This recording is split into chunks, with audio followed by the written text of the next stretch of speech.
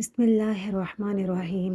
السلام علیکم۔ آج کی ویڈیو رزق اور روزی میں برکت اور اضافے کے لیے ہے۔ ویڈیو شروع کرنے سے پہلے آپ سے درخواست ہے کہ میرے چینل کو سبسکرائب کر لیں اور پاس لگے گھنٹی کے نشان کو بھی پریس کر لیں تاکہ نئی آنے والی ہر ویڈیو کا نوٹیفیکیشن آپ کو جلدی مل سکے۔ ویڈیو اچھی لگے تو اسے لائک کیجئے اور اپنے فرینڈز اور فیملی ممبرز کے ساتھ شیئر کیجئے۔ ویڈیو کو سکپ کیے بنا پورا اینڈ تک واچ کیجئے۔ حلال رزق حاصل کرنے کے لیے جائز ذریعہ، سبب، پیشہ یا صنعت اختیار کرنا جو بھی ممکن ہو وہ اختیار کرنا چاہیے اور اس مقصد کے حصول کے لیے کوئی بھی شرم یا عار محسوس نہیں کرنی چاہیے۔ حضرت محمد مصطفیٰ صلی اللہ علیہ وآلہ وسلم کا قول ہے، کسی نے ہرگز اس سے بہتر کھانا نہیں کھایا جو وہ اپنے ہاتھ کی کمائی سے کھائے، اور بے شک اللہ تعالیٰ کے نبی حضرت داؤد علیہ السلام اپنے ہاتھ کی کمائی سے کھایا کرتے تھے۔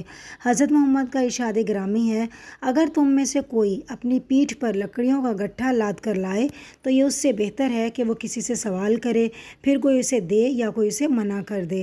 حضرت عبداللہ بن عمر فرماتے ہیں، کسی نے عرض کی، یا رسول اللہ صلی اللہ علیہ وآلہ وسلم، کون سی کمائی زیادہ پاکیزہ ہے؟ آپ نے فرمایا، آدمی کا اپنے ہاتھ سے کام کرنا اور اچھی خرید و فروخت، یعنی جس میں خیانت اور دھوکہ وغیرہ نہ ہو۔ سورہ مائدہ کی آیت نمبر 88 میں اللہ تعالیٰ فرماتے ہیں، اور جو حلال پاک روزی اللہ رب العالمین نے تمہیں دی ہے اس پہ کھاؤ، اور جس پہ ایمان رکھتے ہو اللہ تعالیٰ سے تم ڈرتے رہو، یعنی ایمان کا تقاضا یہ ہے کہ تقوی اختیار کرو اور جو چیزیں حرام ہیں ان سے بچتے رہو۔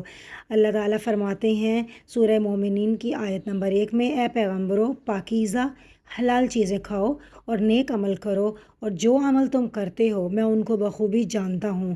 ایک اور جگہ اللہ تعالیٰ فرماتے ہیں، اے ایمان والو، جو پاکیزہ چیزیں ہم نے تم کو دی ہیں انہی کو کھاؤ، اور اگر تم خالص اللہ کی بندگی کا دم بھرتے ہو تو اسی کا شکر بجا لاؤ۔ حضرت محمد صلی اللہ علیہ وسلم کا فرمان ہے کہ ایک ایسا شخص جو لمبے لمبے سفر کرتا ہے اور گرد و غبار میں اٹا ہوتا ہے، اس حالت میں رزق حلال کمانے والے بندے کی دعا اللہ پاک بہت جلد قبول کرتا ہے، مگر یہ آدمی اپنے ہاتھ آسمان کی طرف پھیلا کر کہتا ہے، اے میرے رب، اے میرے مالک، میری فریاد سن لے، جبکہ کھانا اس کا حرام کا، پینا اس کا حرام کا، اس کا لباس حرام کا، اس کی غذا حرام کی، تو بتائیں اس کی دعا کیسے قبول ہو؟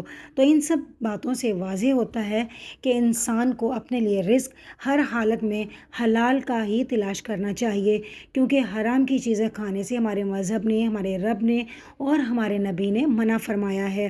آج کل کے زمانے میں جبکہ مہنگائی کا اتنا زیادہ دورہ ہے، ہر انسان اپنے حالات کی وجہ سے بے حد پریشان ہے۔ فراخی رزق کے لیے ایک مجرب عمل ہے۔ حضرت سہیل بن سعد رضی اللہ تعالیٰ عنہ سے روایت ہے، وہ فرماتے ہیں کہ ایک شخص نبی کریم صلی اللہ علیہ وآلہ وسلم کے پاس آیا اور اپنی غربت اور تنگ دستی کی شکایت کی، تو نبی اکرم صلی اللہ علیہ وآلہ وسلم نے اس سے فرمایا، جب تم اپنے گھر میں داخل ہونے لگو تو پہلے سلام کرو، خواہ گھر میں کوئی موجود ہو یا نہ ہو، پھر مجھ پر سلام بھیجو اور ایک دفعہ سورہ اخلاص پڑھو۔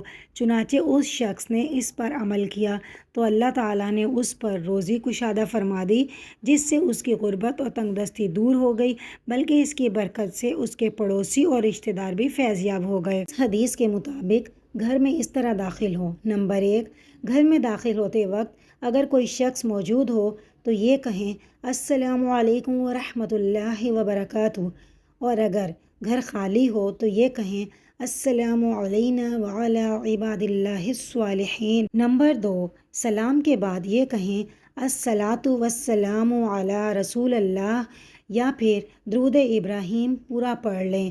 نمبر 3، اس کے بعد سورہ اخلاص پڑھیں، قل هو اللہ احد اللہ الصمد لم یلد ولم یولد ولم یکن لہ کفوا احد۔ اللہ تعالی ہم سب کی روزی اور رزق میں کشادگی عطا فرمائے اور تنگ دستی اور ناداری دور فرمائے، اور اپنے حبیب کے صدقے ہمارے تمام گناہوں کو معاف فرمائے اور ہماری تمام جائز حاجات کو پورا فرمائے، آمین ثم آمین۔